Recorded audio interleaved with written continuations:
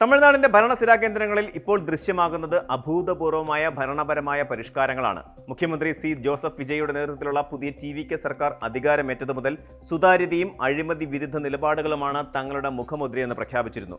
സംസ്ഥാനം നേരിടുന്ന 10 ലക്ഷം കോടി രൂപയിലധികം വരുന്ന ഭീമമായ കടബാധ്യതകളെക്കുറിച്ച് ഒരു ധനകാര്യ ധവളപത്രം പൊതുജനങ്ങൾക്കായി തുറന്നു കാട്ടിക്കൊണ്ടാണ് ഈ സർക്കാരിന്റെ യാത്ര തുടങ്ങിയത് തന്നെ.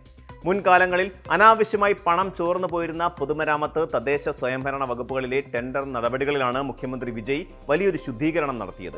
ചെറിയ തദ്ദേശീയ പദ്ധതികൾ മുതൽ വൻകിട വികസന പ്രവർത്തനങ്ങൾ വരെ തികച്ചും സുതാര്യമായ ഓപ്പൺ കോമ്പറ്റിറ്റീവ് ബിഡ്ഡിംഗ് രീതിയിലേക്ക് മാറിയതോടെ തമിഴ്നാട് വലിയൊരു ഭരണ സാമ്പത്തിക വിപ്ലവത്തിന് സാക്ഷ്യം വഹിക്കുകയാണ്.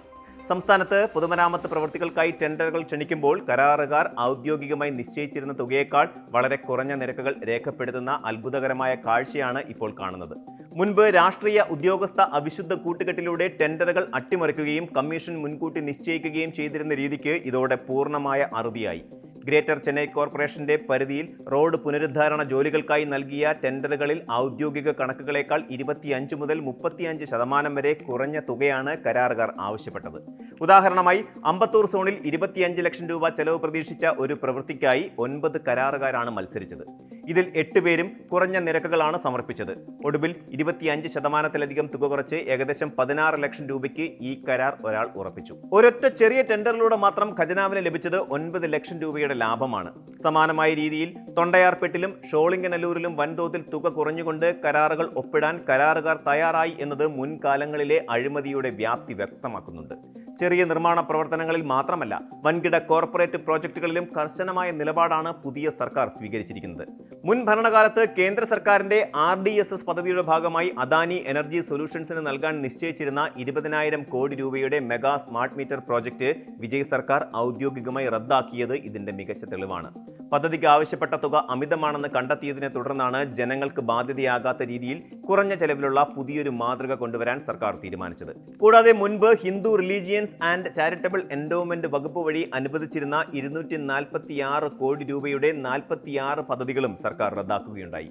ആദ്യ ആഴ്ചകളിൽ കാഞ്ചീപുരത്ത് വെറും 6 മണിക്കൂർ മാത്രം സമയം നൽകി ധൃതി പിടിച്ചിറക്കിയ വാട്ടർ ടാങ്ക് ടെൻഡർ വിവാദമായപ്പോൾ ഉടനടി അത് റദ്ദാക്കാനും അന്വേഷണം നടത്താനും മുഖ്യമന്ത്രി തയ്യാറായതും അദ്ദേഹത്തിന്റെ ഭരണപരമായ ജാഗ്രത വ്യക്തമാക്കുന്നു.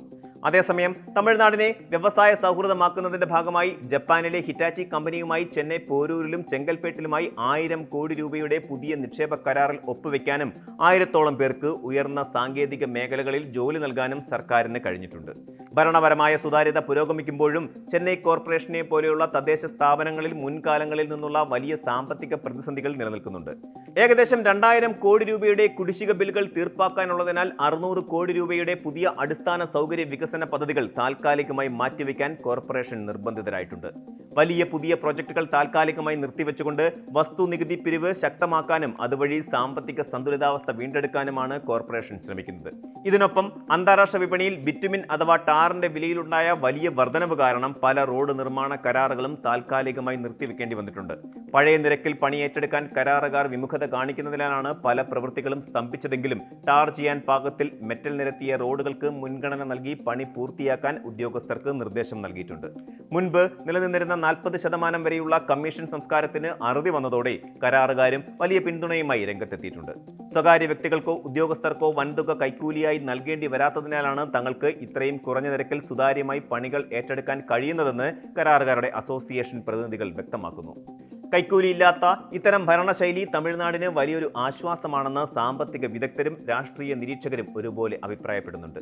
അമിതമായി കുറഞ്ഞ തുകയ്ക്ക് കരാറുകൾ ഉറപ്പിക്കുമ്പോൾ നിർമ്മാണത്തിന്റെ ഗുണനിലവാരം കുറയാൻ സാധ്യതയുണ്ടെന്ന ആശങ്കയും ഉയരുന്നുണ്ട്. കുറഞ്ഞ നിരക്കിൽ പണി ഏറ്റെടുക്കുന്ന കരാറുകാർ മെറ്റീരിയലുകളുടെ അളവിലോ ഗുണത്തിലോ വിട്ടുവീഴ്ച ചെയ്യാതിരിക്കാൻ ശക്തമായ മേൽനോട്ടവും കൃത്യമായ പരിശോധനയും ഉറപ്പാക്കുക എന്നതാണ് വിജയ് സർക്കാരിന് മുന്നിലുള്ള പ്രധാന വെല്ലുവിളി. തമിഴ്നാട്ടിൽ ആരംഭിച്ച ഈ ടെൻഡർ പരിഷ്കാരങ്ങളും അഴിമതി വിരുദ്ധ നീക്കങ്ങളും ഇന്ത്യൻ ഭരണരംഗത്ത് തന്നെ ഒരു പുതിയ സുതാര്യതയുടെ മാതൃക സൃഷ്ടിക്കുകയാണ്. കമ്മീഷൻ രാജ് പൂർണ്ണമായും ഇല്ലാതാക്കി പൊതുപണം സംരക്ഷിക്കുന്നതിലൂടെ സംസ്ഥാനത്തിന്റെ സാമ്പത്തിക ഭദ്രത തിരിച്ചുപിടിക്കാൻ സാധിക്കുമെന്ന വലിയൊരു പ്രത്യാശയാണ് ഇത് നൽകുന്നത്. വികസന പദ്ധതികളുടെ വേഗതയും ഗുണനിലവാരവും ഇതേപടി നിലനിർത്താൻ വരും ദിവസങ്ങളിൽ സർക്കാരിന് കഴിഞ്ഞാൽ അത് രാജ്യത്തെ മറ്റ് സംസ്ഥാനങ്ങൾക്കും പിന്തുടരാവുന്ന ഏറ്റവും മികച്ച ജനകീയ ഭരണ മാതൃകയായി മാറും എന്നതിൽ സംശയമില്ല. കൂടുതൽ വാർത്തകൾക്ക് news 18 Keralam YouTube channel subscribe ചെയ്യുക.